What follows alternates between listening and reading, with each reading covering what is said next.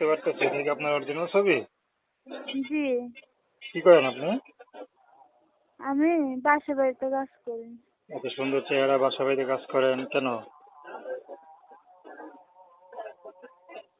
বাসা বাড়িতে কেন কাজ করেন?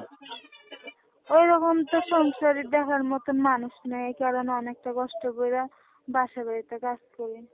আচ্ছা আচ্ছা। তো পরিবারে আর কে কে আছে? ফ্যামিলিতে আছে, আম্মু আছে, আর ছোট একটা বোন আছে। আচ্ছা, আপনার বিয়ে শাদী হয়েছে? জি না, বিবাহ হয়েছে না।